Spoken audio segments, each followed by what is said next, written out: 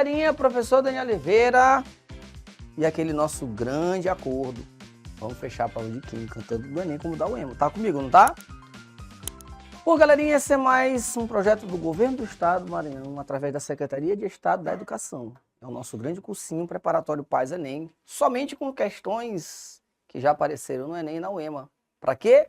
Para você se colocar dentro das provas, o que já apareceu, como é cobrado, como se comportar dentro das questões, isso vai te dar mais segurança na sua preparação, tá bom? Lembrando também que nós temos um link aqui na descrição do vídeo, você vai clicar nesse link, vai baixar material e vai acompanhar esse material, riscando, sei lá, rasgando, fazendo qualquer coisa. O importante é estar junto com o material com você e desenvolvendo com as nossas aulas. Perfeito? Pois vamos junto. Bom, a escassez de água doce é um problema ambiental. A dessalinização da água do mar, a gente tem que ter muito cuidado com questões associadas a esse processo de dessalinização, tá? Porque às vezes tem lugares que você não tem facilidade em ter água potável, então é comum que você, por exemplo, pegar água do mar e fazer o processo de dessalinização, tá? Por exemplo, olha essa situaçãozinha bem bacana. Aqui você tem a osmose, e tu sabe que na osmose o solvente passa de um lado para o outro, né, Cacauzinha? Então aqui você tem um lado menos concentrado e aqui você tem um lado mais concentrado. E espontaneamente o solvente vai passar do meio de menor para o de maior concentração. Isso aqui vai acontecer espontaneamente, ó. Tá? Com o passar do tempo, esse lado fica mais concentrado, o outro menos concentrado, até ter um equilíbrio osmótico. Se você exerce uma pressão em que você simplesmente diz assim, olha, o solvente não vai passar mais, você tem a pressãozinha osmótica. Então essa pressão osmótica é a pressão que eu exerço para evitar a passagem do solvente. Se essa pressão, agora vamos imaginar que essa pressão osmótica é de 10 atm, estou chutando aqui, tá? Vamos imaginar que você vai exercer uma pressão maior que a osmótica. Exemplo, tu vai exercer uma pressão de 15 atm. Sabe o que tu vai fazer? Tu vai começar a jogar a água do meio de maior para o de menor concentração. Continua sendo osmose, porque está tendo a passagem do solvente pela membrana, só que essa osmose agora ela é o contrário, ela já é a osmose reversa. E aí tem que ter cuidado quando a gente fala no processo de dessalinização da água do mar, tá certo? Porque a gente tem aí a utilização de osmose reversa para isso. A dessalinização da água do mar pode ser feita por meio de destilação. Tu também pode realizar a destilação para poder fazer água, para produzir, na verdade, ou separar, na verdade, a água da água do sal. Tá? Vou pegar água salgada, vou fazer a destilação, vou fazer essa separação. E aí tem que ter muito cuidado. Muito cuidado, por quê? Porque às vezes a pessoa acha que destilar é aquecer. É engraçado, ele estava jogando bola uma vez com um amigo meu, né? Ele suando, ele falou assim, poxa, eu estou destilando. Na cabeça dele, destilar é aquecer. E aí você não pode esquecer o quê? Que quando você vai pegar e vai fazer uma destilação, você vai realizar um aquecimento, por exemplo, de água com sal. Certo? De água com sal. Essa água, por conta do calor, vai se transformar em vapor. Eu vou pegar esse vapor e fazer esse vapor passar por um condensador. Gente, quando tu tira uma garrafa de água bem gelada de um congelador e deixa do lado de fora, com o tempo aquela garrafa não começa a ficar toda suada, o que está acontecendo ali? No ambiente tem vapor d'água. No momento que esse vapor toca em alguma coisa fria, ele volta a ser líquido. Então, o papel do condensador é fazer, quando esse vapor estiver passando pelo condensador, fazer aquela água virar líquido. Tá certo? Então, por exemplo, ó, aqui eu tenho água salgada, comecei a esquentar, essa água virou vapor, passou por um condensador e eu recolhi aqui a água pura. O sal ficou aqui no recipiente e aqui eu tenho água pura. Então isso é destilação. Destilação é todo o conjunto que vai desde o aquecimento do sistema até o resfriamento dos vapores. Não vai imaginar que só esquentar é destilar, tá? E a vantagem do processo de destilação é que não há perda de componente. Para cá vai sair o sal e para cá vai sair a água. Se eu fizer apenas o aquecimento, a evaporação, eu tenho perda de componente, a água vai embora. Só que eu não posso beber essa água. Vamos supor que essa água está pura, eu não posso beber.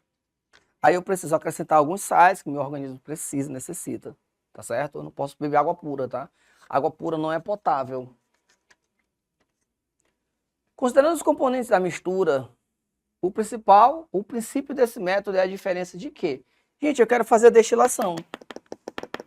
Destilação eu quero fazer aquecimento. A minha pergunta é qual o princípio desse método? Qual a diferença? Para eu poder fazer um processo de destilação, eu preciso de quê? Vamos supor que o ponto de ebulição fosse muito próximo. No momento que eu estivesse esquentando, os dois iam embora. Então não faz sentido. Então é importante que uma substância tenha um ponto de ebulição e a outra bem diferente dele. O sal não vai nem derreter ali. Tá? Porque vai precisar de muito calor. A água vai embora e o sal fica sólido. Então quando eu faço uma destilação dos componentes, o princípio é a diferença entre suas velocidades de sedimentação. Não é nem uma questão de química ambiental, mas na verdade separação de misturas. Tem nada a ver com sedimentação. Sabe o que é sedimentar? Eu pego, por exemplo, um copo com água, jogo areia, a areia não começa a ir para o fundo, pronto, ela está sedimentando. Não é por conta disso que eu faço a destilação. Seus pontos de ebulição, sim. Quando eu vou fazer o processo de destilação, eu tenho que levar em conta a diferença entre os seus pontos de ebulição. Seus pontos de fusão, nada a ver. Fusão é derreter. Entendeu? Fusão, se tivesse uma mistura de sólidos, não tem nada a ver, tá? Aqui eu tenho um sólido e um líquido. Suas solubilidades, gente, a destilação, o aquecimento que eu vou fazer bem aqui, o que vai levar em consideração essa técnica é a diferença do ponto de ebulição. Não tem nada a ver com solubilidade ou mesmo densidade. Então a diferença está no seu ponto de ebulição. Então uma questão bem bacana. E aí você tem que estar ligado por quê? Porque tanto o Enem como a UEMA gostam demais mesmo, de trabalhar esses processos de separação de mistura. Então os processos de separação de mistura caem muito na prova do Enem e na UEMA. Próximo. O aumento da pecuária em decorrência do crescimento da demanda de carne pela população humana, tem sido alvo de grandes preocupações por pesquisadores e ambientalistas. Essa preocupação ocorre em virtude de o metabolismo de animais, como os ruminantes, produzirem e liberarem gás metano para a atmosfera. Eu vou logo te adiantar bem aqui. O metano, assim como o gás carbônico, estão associados ao efeito estufa. Na verdade, é o aumento dele, provocando ou contribuindo para o aquecimento global.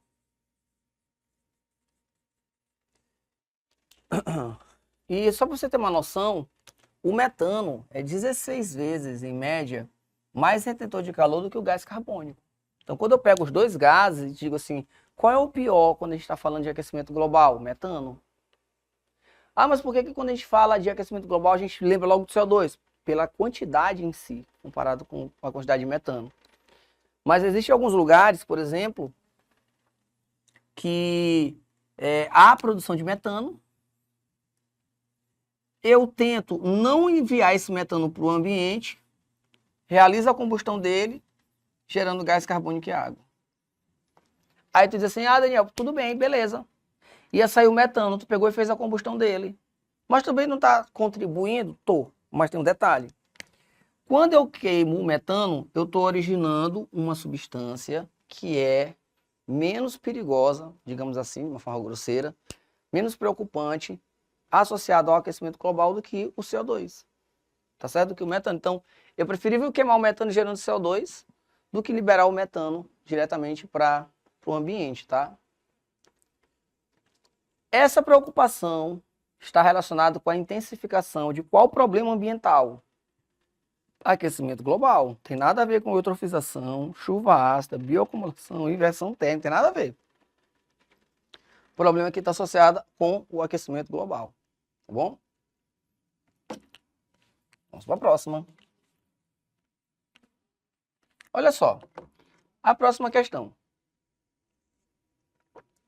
Muitas indústrias e fábricas lançam para o ar, através de suas chaminés, poluentes prejudiciais às plantas e aos animais. Um desses poluentes reage quando em contato com o gás oxigênio e a água da atmosfera, conforme as equações químicas. Então tá aqui as reaçõezinhas, tá? Tá aí a equação 1, tá aí a equação 2. Eu vou te mostrar detalhadamente o que acontece aqui. O dióxido de enxofre simplesmente reage com o oxigênio e dessa reação ele produz o trióxido de enxofre. Então o dióxido de enxofre reage com o oxigênio e dessa reação produz o trióxido. Esse trióxido de enxofre ele reage com a água e produz ácido sulfúrico.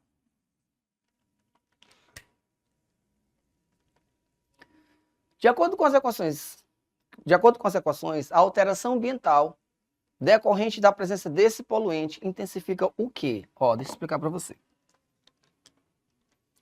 Vamos imaginar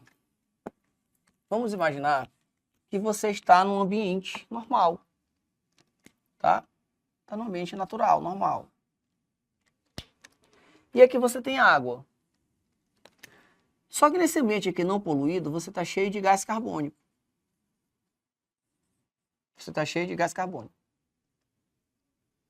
Só que esse gás carbônico em contato com a água vai deixar esse meio levemente ácido.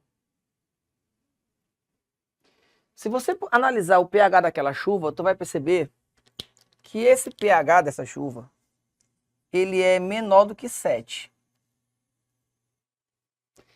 Tá, Daniel? Então, por exemplo, se está chovendo, então eu posso dizer, ó, isso ali é chuva ácida, usar o termo chuva ácida? Não. Mas, Daniel, ela tem caráter ácido? Tem. Ter caráter ácido é uma coisa. Mas quando você chega e diz, olha, isso ali tá acontecendo a queda, tá caindo chuva ácida, tu tá dizendo que aquilo ali vai causar um impacto ambiental. E aí, essa chuva no ambiente não poluído, o pH é maior do que 5,5. Então, dentro dessa faixa, a gente não considera, as questões do Enem não vão considerar como sendo um impacto ambiental associado com a formação de chuva ácida. Agora, quando você está num ambiente, e dentro desse ambiente, por exemplo, vou aumentar aqui, você está no ambiente, e nesse ambiente está, por exemplo, uma grande quantidade de óxidos de nitrogênio. E aí, quando a gente fala óxido de nitrogênio, pode ser esse ou pode ser esse. Para chuva ácida, esse aqui não causa problema. Por quê? Porque ele é neutro. O monóxido de nitrogênio é um óxido neutro, ele não reage com a água. Mas esse aqui reage. E quando ele entra em contato com a água, começa a produção de ácido nítrico. Você também poderia estar num ambiente que tem um óxido de enxofre, que pode ser o SO2 e o SO3. E aí esse trióxido de enxofre, em contato com água, vai produzir ácido sulfúrico.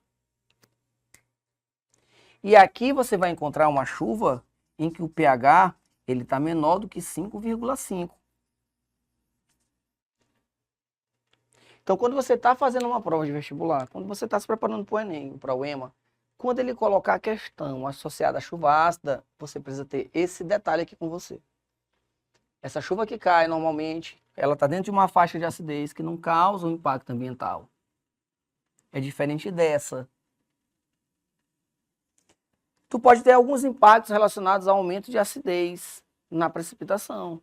Por exemplo, você consegue retirar íons alumínio do solo, a gente fez uma questão dessa. Solubilizar íons alumínio, que estava imobilizado na composição de minerais praticamente insolúveis. Então o íon alumínio estava preso, tu simplesmente tirou ele, você vai me dar, deixa eu botar para a água, aí é um problema. Eu não posso, tu viu isso. É bem comum que algumas plantas e organismos vivos, como alguns peixes, alguns animais, até algumas bactérias, não gostem da presença desse íon alumínio, tá certo? Então é um problema quando você tem íon alumínio no ambiente. Então pode causar isso. A precipitação ácida, olha essa situação bem aqui, ó. Existiam determinados pássaros que estavam colocando os ovos com a casca bem mais fina. E aí o pessoal pensou, deve ser algum tipo de fertilizante, de inseticida, desculpa, que estava se utilizando em determinado local. Só que aí, continuando o estudo, começou a perceber o quê? Que determinados caramujos que faziam parte da dieta desses pássaros, simplesmente não estavam mais sobrevivendo naquele local, não estavam mais vivendo naquele local. Que eles precisavam ter um nível de cálcio dentro de um certo limite para que ele pudesse viver. E aí se descobriu que o nível de cálcio estava mais baixo. Por quê? Porque como estava tendo precipitações com ácido sulfúrico durante muito tempo naquela região, esse ácido sulfúrico simplesmente entra em contato com esse solo, que está bem alcalino, e começa a neutralizar ele. Então isso é um impacto ambiental causado pela chuva ácida. Então tem que ter um pouco de cuidado relacionado a isso, quando você está falando de chuva ácida. Você não pode imaginar que toda chuva é ácida.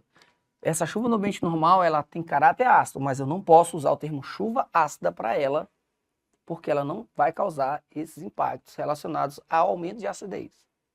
Então, você tem que ter muito cuidado, por quê? Porque quando você estiver respondendo uma questão, que ele estiver falando de chuva ácida, ele vai associar a formação desses ácidos bem aqui, por conta da reação desses óxidos. Esses óxidos bem aí, que eu coloquei no quadro, só para a gente fechar, são óxidos ácidos. E o que eu sei de um óxido ácido? Óxido ácido, se tu botar em contato com a água, tu forma ácido. Tá certo? Óxido ácido com água, você forma ácido. Então você está fazendo uma questão, e a questão está falando sobre indústrias e fábricas que lançam para o ar, através de chaminés, poluentes prejudiciais. E está aqui os poluentes. Então você já tem aqui os óxidos de enxofre. Já está vendo que o óxido de enxofre está te dando ácido sulfúrico. De acordo com as equações, a alteração ambiental decorrente da presença desse poluente vai intensificar o quê? Formação de chuva ácida. Aqueles óxidos associados à formação de chuva ácida. Não vai me confundir, essas substâncias não têm nada a ver com o efeito estufa. Geralmente é onde o aluno acaba se complicando. Eu não posso associar essas substâncias a efeito estufa. Questão anterior, sim. A gente fala de metano, a gente fala de gás carbônico, que estão associados à questão do efeito estufa. Aqui está associado com chuva ácida. Beleza? Foram duas questões de química ambiental. Você tem que estar muito ligado nessa parte. É muito fácil, por conta do nosso dia a dia hoje, você encontrar questões relacionadas a esse assunto. E olha só, eu te vejo no próximo vídeo. Não perde não, que o negócio tá ficando bacana. Valeu, galera!